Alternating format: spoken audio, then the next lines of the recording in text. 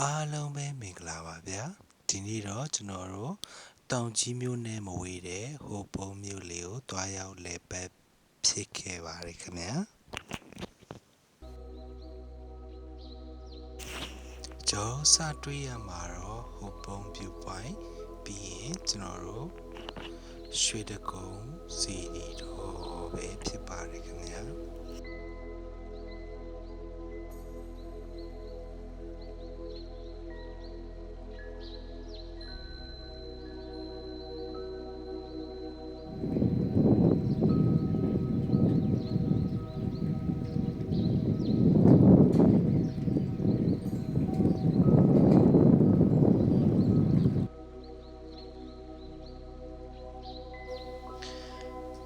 ကျွန်တော်တို့သွားတွေကမိုးတွေက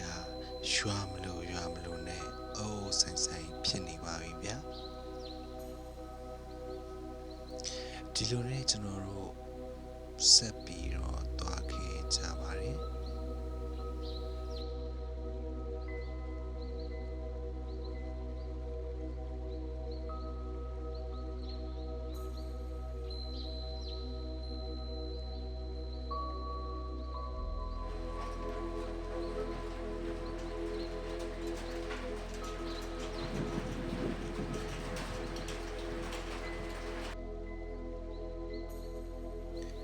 ကျွန်တော်တို့မိုးတရောင်ဆောင်ရင်မေတော်ကျောင်းဝင်းထဲမှာရှိတဲ့ခမ်းနားလာတဲ့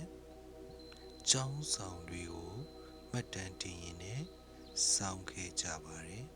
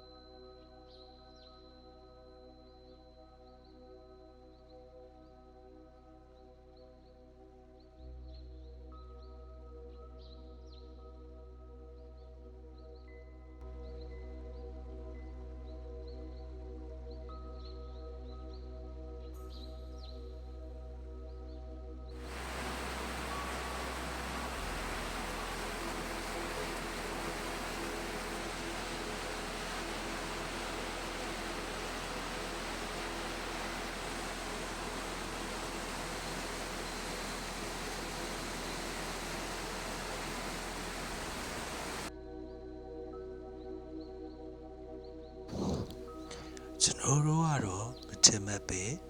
မိုးရွာနေပဲမှတ်တမ်းတင်ခဲ့ရပါတယ်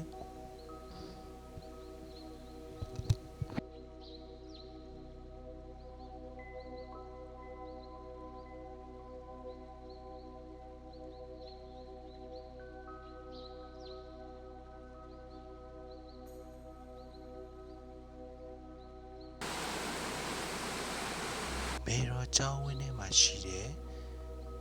ထိုင်တော်မျိုးမြတ်စွာဘုရားကိုလည်း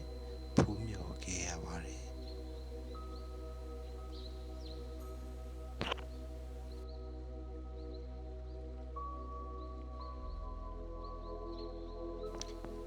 အခုတော့မိုးတိတ်ပြီဆိုပြီးကျွန်တော်ဗီဒီယိုလေးတွေလိုက်ရိုက်ပေးဖြစ်ခဲ့ပါတယ်မိုးကတော့ဖွယ်ဖွယ်လေးကျနေတော့မှာပဲ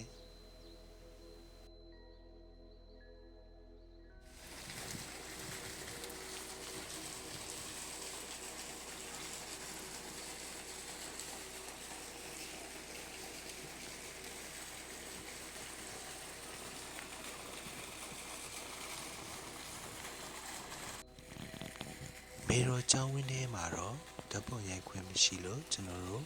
အပြင်ဘက်တွေကိုပဲလိုက်ရိုက်ဖြစ်ခဲ့ပါတယ်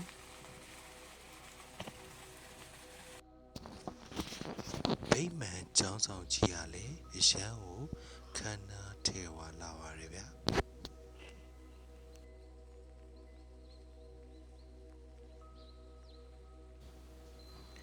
မေတော်ကျောင်းအပြင်ကျွန်တော်တို့ဟုတ်ပုံးရေထွက်ကိုရောက်ခဲ့ပါတယ်ရေထွက်ကရေတွေကလည်းစိမ့်ကြည့်ပြီးအေးချမ်းနေပါတယ်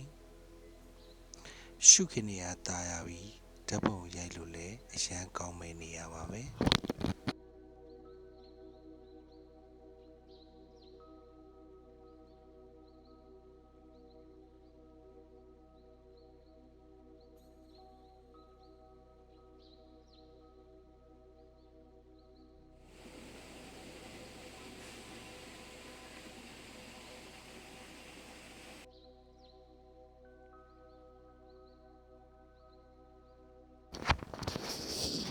ရှမ်းပြည်တောင်ပိုင်းကအပူချောင်းခြင်းနဲ့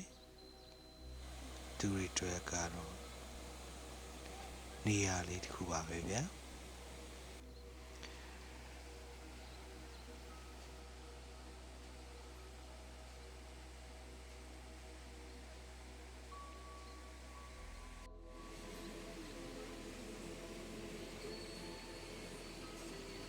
ဒီနေ့ကတော့အားလေးရဲ့စန်ဒေးမဟုတ်ပေမဲ့လေခီးသွားပြည်သူတွေနေခံတွေနဲ့ပြည့်ပဲဖြစ်နေခဲ့ပါတယ်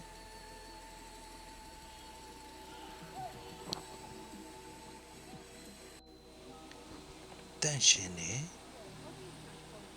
ဝင်ချေးပေးစရာမလိုဘူး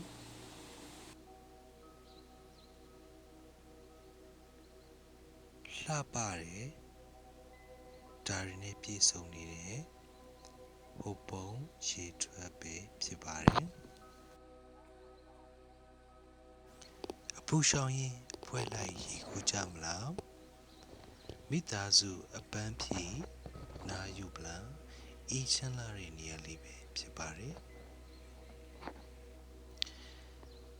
ကျိုးတို့ဟိုပုံရေထွက်ကအပြန်ဟိုပုံ